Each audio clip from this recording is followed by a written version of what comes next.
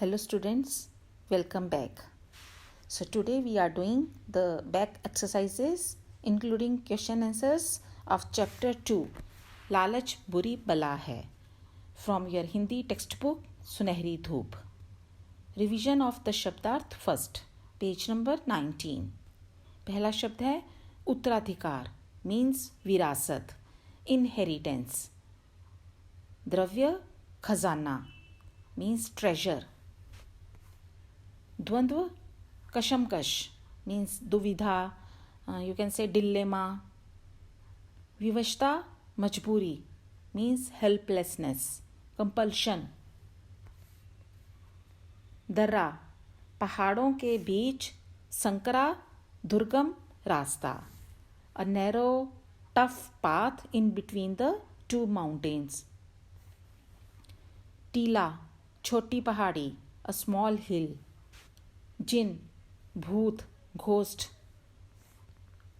खुर्जियाँ पशुओं की पीठ पर सामान रखने वाला बड़ा थैला, a big bag on the back of the animals to carry the things. हुज्जत तर्क वितर्क या कहासुनी, तकरार, आर्ग्यूमेंट. असंख्य अनगिनत, अनकाउंटेबल. इसके आगे हैं मुहावरे. लालच में अंधे होना मीन्स लालच के सिवाय कुछ और ना सूझना. अक्ल पर पर्दा पड़ना, बुद्धि का भ्रमित हो जाना मतलब खराब हो जाना, भ्रष्ट हो जाना. कठिन शब्द फॉर श्रुतलेख means for dictation, so you practice yourself. उसके आगे है पाठबोध. इसके अंतर्गत हैं प्रश्नों के उत्तर. तो पहले हैं मौखिक प्रश्न. पहला प्रश्न है बाबा अब्दुल्ला किसे अपनी कहानी सुना रहे थे. उत्तर बाबा अब्दुल्ला खलीफा को अपनी कहानी सुना रहे थे. बाबा अब्दुल्ला के पास कितने ऊंट थे. उत्तर बाबा अब्दुल्ला के पास 80 ऊंट थे. ग बसरा से लौटते समय उन्हें रास्ते में कौन मिला. उत्तर बसरा से लौटते समय उन्हें रास्ते में एक फकीर मिला. घ जिन्नों के बनाए भव्य भवन में उन्होंने क्या देखा. उत्तर जिन्नों के बनाए भव्य भवन में उन्होंने देखा कि वहाँ असीम द्रव्य मीन्स खजाना भरा पड़ा था. अगला प्रश्न है मरहम को दाहिनी आंख की पलक पर लगाने का क्या परिणाम हुआ. उत्तर मरहम को दाहिनी आंख की पलक पर लगाते ही बाबा अब्दुल्ला दोनों आंखों से पूरी तरह अंधे हो गए. इसके आगे है अर्थग्रहण संबंधी प्रश्न. तो इसमें है पठित पाठ के आधार पर उचित विकल्प पर टिक का चिन्ह लगाइए. तो आपने स्टेटमेंट पढ़ के उसके बाद जो ऑप्शन दिए हैं वहाँ पर आपने करेक्ट ऑप्शन पर टिक लगाना है. तो पहला जो प्रश्न है स्टेटमेंट क्या है. फ़कीर किस शर्त पर खजाना दिखाने को तैयार हुआ. तो आंसर इज थर्ड ऑप्शन, रत्नों से लदे 40 ऊंट पाने पर. ख फ़कीर खुर्जियों में क्या भर रहा था. तो correct option is answer is second one, केवल रत्नों को. तो ग जो है बाबा अब्दुल्ला ने अंत तक कितने ऊंट फ़कीर से ले लिए. तो इसका आंसर है सेकंड ऑप्शन, रत्नों से लदे उसके 40 ऊंट. तो इसके बाद है लिखित प्रश्न. तो पहले हैं लघु उत्तरीय प्रश्न. तो पहला प्रश्न है बाबा अब्दुल्ला ने उत्तराधिकार में मिले धन का क्या किया. उत्तर बाबा अब्दुल्ला ने उत्तराधिकार में मिले धन को भोग विलास में उड़ा दिया. ख फकीर ने अब्दुल्ला को रातों रात अमीर बनने का क्या रास्ता सुझाया? उत्तर, फकीर ने अब्दुल्ला को सुझाया कि यहाँ से कुछ दूरी पर एक ऐसी जगह है जहाँ पर अपार द्रव्य भरा पड़ा है। वे अपने 80 ऊँटों को बहुमूल्य रत्नों से लाद कर रातों रात अमीर हो सकते हैं। ग, खजाने से भरे भवन को देखकर अब्दुल्ला की क्या दशा हुई? उत्तर, खजाने से भरे भवन को देखकर बाबा अब्दुल्ला आश्चर्यचकित रह गए। वे अशरफियों के एक ढेर को देखकर उस पर ऐसे झपटे जैसे किसी शिकार पर शेर झपटता है। घ, अब्दुल्ला के अंधे हो जाने पर फकीर ने क्या किया? उत्तर, अब्दुल्ला के अंधे हो जाने पर फकीर अब उन्हें ठीक नहीं कर सकता था, इसलिए वह सारे ऊँट और उन पर लदी संपत्ति को लेकर बसरा की ओर चल दिया। आगे है प्रश्न, मनुष्य अपने लालच पर नियंत्रण क्यों नहीं रख पाता? कहानी के आधार पर स्पष्ट कीजिए। उत्तर, मनुष्य अपने लालच पर नियंत्रण इसलिए नहीं रख पाता क्योंकि जितना उसे मिलता है उससे उसका मन नहीं भरता और उसकी अधिक पाने की लालसा बनी रहती है।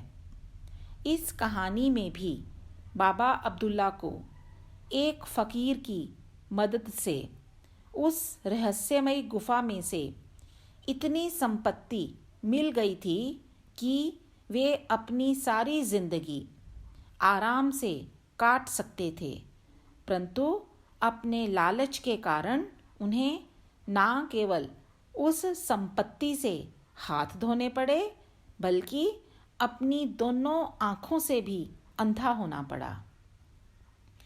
इसके बाद है दीर्घ उत्तरीय प्रश्न। क, अब्दुल्ला की क्या विवशता थी जिससे उसने फ़कीर की शर्त स्वीकार कर ली? उत्तर, फ़कीर की मदद से अब्दुल्ला को अपार संपत्ति मिलने वाली थी, पर वे सारी संपत्ति अपने पास ही रखना चाहते थे।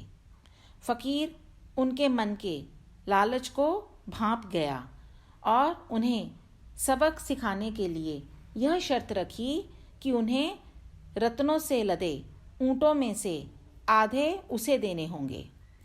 फ़कीर की शर्त ना मानने पर अब्दुल्ला को पहले की ही तरह दिन रात परिश्रम करना पड़ना था, इसलिए उन्होंने यह सोचकर कि 40 ऊँट ही उनकी आने वाली कई पीढ़ियों के लिए काफ़ी होंगे, फ़कीर की शर्त मान ली। ख, खजाने से भरा महल कैसे प्रकट हुआ? उत्तर, फ़कीर ने अब्दुल्ला के साथ एक सुनसान जगह पहुंचकर कुछ सूखी लकड़ियां इकट्ठी कीं और चकमक पत्थर से आग जलाई। फिर अपनी झोली में से एक सुगंधित द्रव्य निकालकर उसे आग में डाला, जिससे उसमें से धुएं का एक बादल निकला। वह बादल एक दिशा में चलते हुए कुछ दूर जाकर फट गया और उसमें एक बड़ा टीला दिखाई दिया। टीले के द्वार से आगे बढ़ने पर एक गुफा मिली जिसमें जिन्नों का बनाया हुआ वह भव्य महल दिखाई दिया। ग, खजाने के भवन से बाहर निकलने से पहले फ़कीर दूसरे कमरे में क्यों गया? उत्तर, फकीर भवन से बाहर निकलने से पहले दूसरे कमरे में गया। इस कमरे में सोने की बनी हुई वस्तुएं पड़ी थीं। फकीर ने वहाँ पड़ी सोने की एक संदूकची खोलकर उसमें से लकड़ी की एक डिबिया निकाली। उसमें एक प्रकार का मरहम पड़ा था। फकीर ने वह डिबिया जेब में रख ली और पहले की तरह आग जलाकर उसमें सुगंधित द्रव्य डाला। फिर एक मंत्र पढ़ा जिससे वह महल, गुफा और टीला गायब हो गए और वे उस मैदान में आ गए जहाँ अब्दुल्ला के ऊंट बंधे बैठे थे। घ तंग दर्रे से बाहर निकलकर अब्दुल्ला क्या सोचने लगा? उत्तर, तंग दर्रे से बाहर निकलने के बाद शैतान ने अब्दुल्ला के मन में लोभ भर दिया।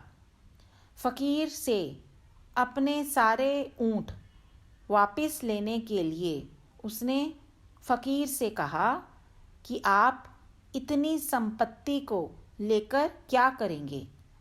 इससे आपकी साधना आराधना में विघ्न पड़ेगा, इसलिए आप अपने 40 ऊँटों में से 10 ऊँट मुझे और दे दीजिए। इस प्रकार 10-10 करके उसने फकीर से अपने सारे ऊँट वापस ले लिए। अगला प्रश्न है, फकीर ने मरहम की डिबिया देते हुए अब्दुल्ला को क्या हिदायत दी, मतलब इंस्ट्रक्शन?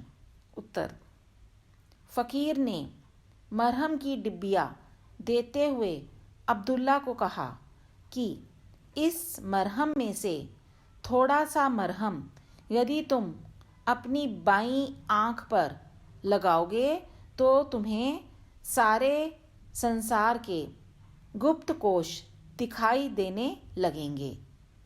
अगर तुमने इसे दाहिनी आंख पर लगाया तो तुम हमेशा के लिए दोनों आंखों से अंधे हो जाओगे।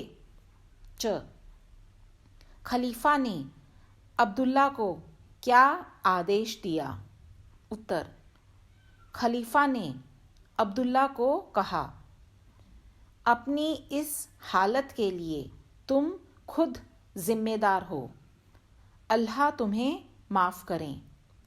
अब तुम जाकर सारी भिक्षुक मंडली को अपनी कहानी सुनाओ ताकि सभी को मालूम हो कि लालच का क्या फल होता है। अब तुम भीख मांगना छोड़ दो। मेरे खजाने से हर रोज़ तुम्हें 5 रुपए मिला करेंगे और यह व्यवस्था तुम्हारे जीवन भर के लिए होगी। व्यवस्था मतलब प्रबंध, अरेंजमेंट। अगला प्रश्न है 6, इस कहानी से आपको क्या प्रेरणा मिलती है? उत्तर, इस कहानी से हमें यह प्रेरणा मिलती है कि हमें कभी लालच नहीं करना चाहिए, क्योंकि लालच का फल बहुत बुरा होता है। इस कहानी में अब्दुल्ला को फ़कीर की मदद से जो दौलत मिली वह उसकी कई पीढ़ियों के लिए काफ़ी थी, पर उसने लोभ किया और अंत में अपनी दोनों आँखों से भी हाथ धो बैठा। हमें अब्दुल्ला की इस कहानी से सबक लेना चाहिए और लालच नहीं करना चाहिए। तो इसके आगे है व्याकरण बोध। तो इसके अंतर्गत पहला प्रश्न है शब्द युग्म, मतलब पेयर ऑफ वर्ड्स। इसको पहले पढ़ते हैं। हिंदी में योजक चिन्ह मतलब हाइफन लगाकर कुछ शब्द जोड़ों में मतलब पेयर्स में लिखे जाते हैं। इन शब्दों को शब्द युग्म कहते हैं, मतलब शब्दों का जोड़ा, हिंदी में, सरल हिंदी में कहें तो। इन शब्द युग्मों का प्रयोग करने से अर्थ में रोचकता आ जाती है। जैसे पहला क क्या है, सार्थक निरर्थक शब्द युग्म, मतलब सार्थक मतलब मीनिंगफुल, निरर्थक मतलब मीनिंगलेस। तो जब इस टाइप के वर्ड्स पेयर होंगे तो जैसे इसकी एग्जांपल क्या दी, रोटी वोटी। अब रोटी का अर्थ आपको पता है कि जैसे खाना, समथिंग टू ईट। तो वोटी तो उसके साथ ऐसे ही हम कई बार कहते हैं ना, मैंने रोटी वोटी नहीं खानी, मैंने चाय वाय नहीं पीनी। तो ये चाय वाय, रोटी वोटी, ये जो वोटी या वाय है ये निरर्थक है, मीनिंगलेस है। जस्ट अपने जो वर्ड्स हैं या अपनी जो बात है उसको और पावरफुल या और अच्छे ढंग से या इंटरेस्टिंग वे में समझाने के लिए हम इस तरह से मीनिंगलेस वर्ड्स को मीनिंगफुल वर्ड्स के साथ जोड़कर बोलते हैं। आगे है ख, विलोम शब्द। तो विलोम शब्द ऑपोजिट वर्ड्स, जैसे रात दिन, लेना देना। तो दीज आर ऑल्सो जो वर्ड पेयर्स हैं। तो उसके बाद है ग, पुनरुक्त शब्द युग्म। पुनरुक्त का मतलब रिपीटेड वर्ड्स, जैसे बार बार, भांति भांति। तो इस ढंग से भी हम बात करते हैं ना, मैं तुम्हें बार बार बोल रहा हूँ, लाइक दैट। उसके बाद घ, सजातीय शब्द युग्म। सजातीय मतलब सेम कैटेगरी के, एक ही कैटेगरी के वर्ड्स, जैसे खाते पीते। तो खाना पीना एक ही, मतलब एक ही कैटेगरी के वर्ड्स हुए ना, जैसे ईटिंग ड्रिंकिंग। तो उसके बाद है निरर्थक शब्द युग्म। निरर्थक जैसे मैंने पहले भी बताया, मीनिंगलेस वर्ड्स, टोटली मीनिंगलेस। जैसे हम कई बार यूज़ करते हैं ना, अंट संट, मतलब अनाप शनाप। हम बोलते हैं ना कि तुम क्या अंट संट बोल रहे हो, मतलब यूजलेस, मीनिंगलेस कुछ बोल रहे हैं, ऊट पटांग कुछ जिसको बोलते हैं, कई बार कई बोलते हैं ऐसे ही। तो हम बोलते हैं क्या अंट संट बोल रहे हो। तो इस तरह के वर्ड्स को भी हम यूज़ करते हैं। तो ऐसे वर्ड्स को कहते हैं निरर्थक शब्द युग्म। और च है परसर्ग युक्त शब्द युग्म। परसर्ग क्या होता है, जैसे कारक की विभक्ति होती है, ऐसी कर्ता ने, कर्म को, ने, को, से। इन जो विभक्तियां हैं या परसर्ग हैं, इनका जब हम प्रयोग करते हैं वर्ड के साथ, जैसे ज़्यादा से ज़्यादा, कम से कम, तो इसको कहते हैं परसर्ग युक्त शब्द युग्म। तो आपने क्या करना है, निम्नलिखित शब्द युग्मों का प्रयोग करते हुए वाक्य बनाइए। तो आपने इन जो वर्ड पेयर्स हैं उनके साथ वाक्य बनाने, उनका प्रयोग करते हुए। तो मैंने यहाँ पे सेंटेंसेस बनाए हैं, आप कोई अन्य दूसरे वाक्य भी बना सकते हैं। पहला वर्ड जैसे है खाते खाते, तो मैंने वाक्य बनाया है, वे खाना खाते खाते बातें करने लगे। लेना देना, मुझे तुमसे कुछ लेना देना नहीं है। हीला हुज्जत, उसने बिना हीला हुज्जत के मेरी बात मान ली। जल्दी से जल्दी, अपना यह अधूरा कार्य जल्दी से जल्दी पूरा करो। खुशी खुशी, वह खुशी खुशी अपने परिवार के साथ रहने लगा। तो सेकंड क्वेश्चन है संज्ञा, मीन्स नाउन। तो ये भी आपने पहली क्लासेस में, अपनी जो पिछली क्लासेस में अच्छे से पढ़ा हुआ है, आपको आता ही है। एक बार हम यहाँ से पढ़ लेते हैं। किसी व्यक्ति, वस्तु, स्थान या भाव के नाम को संज्ञा कहते हैं। So naming words are called noun. इस विषय में हम पहले पढ़ चुके हैं, एक बार पुनरावृत्ति कीजिए, मतलब रिवीजन। क, व्यक्तिवाचक संज्ञा, किसी व्यक्ति विशेष, वस्तु या स्थान के नाम को व्यक्तिवाचक संज्ञा कहते हैं, जैसे सुजान सिंह, देवगढ़। ख, जातिवाचक संज्ञा, सामान्य जाति, पदार्थ, प्राणी का बोध कराने वाले शब्द जातिवाचक संज्ञा कहलाते हैं, जैसे पक्षी, बालक। इसके दो उपभेद माने गए हैं।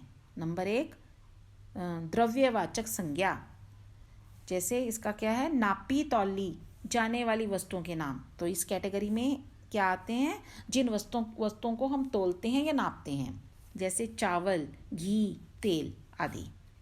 तो समूहवाचक को हम समुदायवाचक भी कहते हैं संज्ञा, किसी समुदाय या समूह का बोध कराने वाले संज्ञा शब्द, जैसे गुच्छा, भीड़ आदि। गुच्छा मीन्स बंच, तो भीड़, क्राउड आदि। तो ये दोनों भी जो है जातिवाचक के ही उपभेद हैं। ग, भाववाचक संज्ञा, किसी व्यक्ति या वस्तु के गुण, धर्म, शील, अवस्था, भाव आदि बोधक शब्द भाववाचक संज्ञा कहलाते हैं, जैसे मोटापा, सज्जनता, मिठास आदि। तो अब आपने करना है निम्नलिखित शब्दों के संज्ञा भेद लिखिए। तो यहाँ पे कुछ वर्ड्स दिए हैं, आपने उनका नाम बताना कि कौन सी संज्ञा है। जैसे पहला है क उम्मीदवार, तो ये कौन सी संज्ञा हुई? जातिवाचक संज्ञा। ख महाशय, ये भी जातिवाचक संज्ञा। सुजान सिंह, व्यक्तिवाचक संज्ञा। घ गाड़ी, ये भी जातिवाचक संज्ञा। तो इसके आगे अगला है देवगढ़, व्यक्तिवाचक संज्ञा। खिलाड़ी, जातिवाचक संज्ञा। रियासत, जातिवाचक संज्ञा। वीरता, भाववाचक संज्ञा। तो तीसरा प्रश्न है वाक्य के अंग, पार्ट्स ऑफ द सेंटेंस। तो वाक्य के 2 अंग होते हैं। वाक्य में जिसके बारे में कुछ कहा जाता है उसे उद्देश्य, और उद्देश्य के बारे में जो कुछ कहा जाता है उसे विधेय कहते हैं। तो ये भी आपने सब्जेक्ट एंड प्रेडिकेट इंग्लिश में पढ़ा होगा, तो उसी को हिंदी में सब्जेक्ट को कहते हैं उद्देश्य, और या कर्ता भी कहते हैं, और जो सब्जेक्ट के विषय में जो भी कहा जाता है उसे प्रेडिकेट कहते हैं इंग्लिश में, हिंदी में उसको विधेय बोलते हैं। तो एग्जाम्पल क्या है? मेरे मित्र श्याम ने हॉकी मैच जीता। तो इस वाक्य में उद्देश्य क्या है? मेरे मित्र श्याम ने। तो एक्चुअली श्याम है मतलब जो सब्जेक्ट, तो उसके विषय में जो कुछ कहा गया उसकी इंट्रोडक्शन में, मतलब इसको कहते हैं कर्ता विस्तार, मतलब उसके बारे में डिटेल में जो कहा है वो सब कर्ता में ही आएगा। अब उसने क्या किया है वो विधेय में आएगा। तो उसने क्या किया है? हॉकी मैच जीता। तो उसके बारे में क्या कहा जा रहा है कि उसने हॉकी मैच जीता। तो दिस पार्ट इज विधेय, मतलब प्रेडिकेट। तो अब आपने क्या करना है, नीचे लिखे वाक्यों में से उद्देश्य और विधेय छांट कर लिखिए। तो यहाँ पे कुछ सेंटेंसेस दिए हैं, तो आपने उद्देश्य और विधेय अलग करके लिखने हैं। तो जैसे पहला सेंटेंस है 40 ऊँटों का धन मेरे लिए पर्याप्त होगा। तो यहाँ पे धन की बात हो रही है। कौन सा धन? अब उससे पहले लिखा गया कौन सा धन जी? 40 ऊँटों का धन। तो धन के बारे में जो कहा है इसको कहेंगे कर्ता विस्तार। तो इस सारे पार्ट को, इतने जो हिस्सा है वाक्य का, ये उद्देश्य हुआ। तो उद्देश्य में लिखेंगे 40 ऊँटों का धन। तो अब उसके विषय में क्या कहा जा रहा है? मेरे लिए पर्याप्त होगा। तो विधेय हुआ मेरे लिए पर्याप्त होगा। तो धन की विषय में क्या कहा गया है कि मेरे लिए पर्याप्त होगा। ख रास्ते में चलते हुए मैं थककर पेड़ की छांव में बैठ गया। तो उद्देश्य हुआ मैं, कौन सा मैं? मतलब मैं के बारे में क्या कहा गया? रास्ते में चलते हुए मैं। तो उसके बारे में जो कहा सारा उद्देश्य में आएगा। तो रास्ते में चलते हुए मैं, तो क्या हुआ मेरे साथ? तो जो बाकी का हिस्सा है वो विधेय हुआ।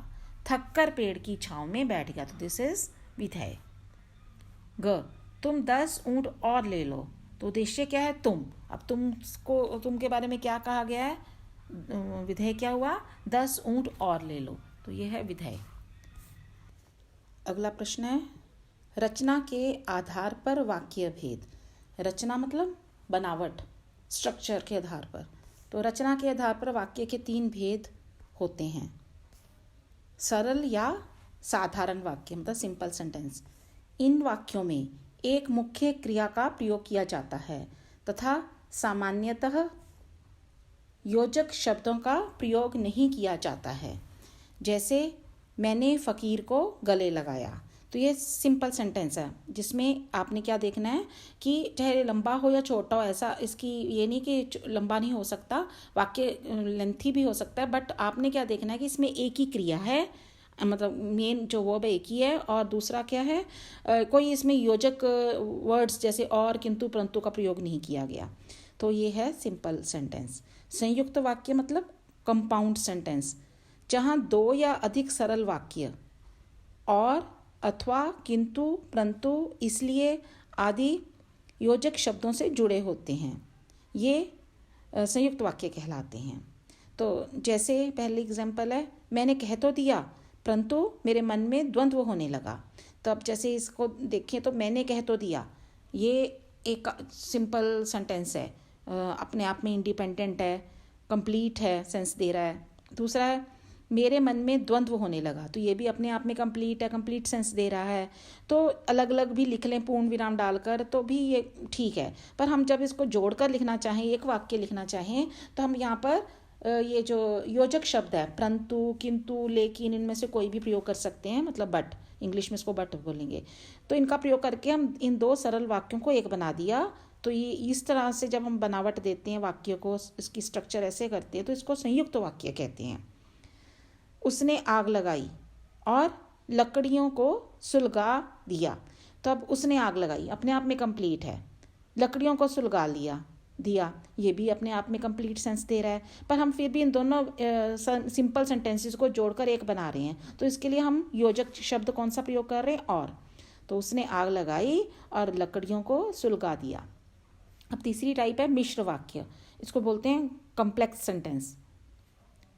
जिन वाक्यों में एक प्रधान उपवाक्य और दूसरे आश्रित उपवाक्य होते हैं तथा ये परस्पर जो, यदि, जब, तब, जैसे, तैसे, यद्यपि, तथापि आदि अव्ययों से जुड़े होते हैं, मिश्र वाक्य कहलाते हैं। जैसे मैं बाहर जाने वाला था कि फ़कीर एक दूसरे कमरे में चला गया। अब मैं बाहर जाने वाला था, तो आपको यहाँ पर मन में डाउट होता है कि ये कंप्लीट सेंस नहीं दे रहा, तो क्या हुआ, आपके मन में क्वेश्चन आता है कि तो क्या हुआ। इट मीन्स आगे कुछ कहना पड़ेगा इस वाक्य को कंप्लीट सेंस देने के लिए। तो जब तक, अब अगला दूसरा पार्ट क्या था, फ़कीर एक दूसरे कमरे में चला गया, तो इसको जोड़ने के लिए की या जो ऊपर जो भी दिए, जो, यदि, जब, तब, ऐसे शब्दों का प्रयोग करके, जिसमें कि बिगिनिंग में इनमें से कुछ भी होगा। जैसे यदि तुम मेहनत करते तो हमें तो लिखकर आगे बताना ही पड़ेगा, तभी, नहीं तो इनकम्प्लीट सेंस दे रहा है। तो इस टाइप के जो वाक्य होते हैं उनको मिश्र वाक्य कहते हैं। अब जैसे दूसरी एग्जाम्पल है, उसने मंत्र पढ़ा, तो मन में क्या आया, जिससे महल गायब हो गया। तो जिससे, तो हमने जब तक दूसरा नहीं किया तो कंप्लीट सेंस नहीं दी उसने, वाक्य ने। तो ये हो गया मिश्र वाक्य। तो आपने क्या करना है, निम्नलिखित वाक्यों में रचना के आधार पर वाक्य भेद पहचान कर लिखिए। तो यहाँ पे जो दिए हुए सेंटेंसेस आपने बताना ये वाक्य का कौन सा, रचना के आधार पर कौन सा भेद है। पहला वाक्य है, इससे आपकी साधना में बहुत विघ्न पड़ेगा। तो ये सिंपल सेंटेंस है, सरल वाक्य, ठीक है। उसके बाद अगला है, शैतान ने मेरे मन में लोभ भर दिया और मैं फ़कीर की ओर दौड़ा। तो ये दो वाक्यों, सरल वाक्यों को जोड़ा गया है और योजक शब्द से, तो इसलिए ये हुआ संयुक्त वाक्य। तीसरा सेंटेंस है, साईं जी वह डिबिया भी दे दीजिए। वह डिबिया, इट मीन्स इसका दूसरा पार्ट हमें लिखना पड़ेगा, तो इनकम्प्लीट सेंस दे रहा है। वह डिबिया भी दे दीजिए जो आपने जिन्नों के महल से उठाई थी। तो ये जो, वह, जो, ऐसे जब योजक शब्दों का प्रयोग किया जाता है तो मिश्र वाक्य है। घ, मैंने सोचा, क्या सोचा, मन में क्वेश्चन आ रहा है ना, तो इसलिए अब जब तक हम इसका दूसरा पार्ट नहीं लिखेंगे तो इनकम्प्लीट सेंटेंस है, तो इसलिए हम कहेंगे, जैसे सेंटेंस क्या है, मैंने सोचा कि यह फ़कीर मुझे धोखा दे रहा है। तो ये हुआ मिश्र वाक्य। So that's it, will meet soon with the next topic. Till then, keep learning and stay blessed. Goodbye for now.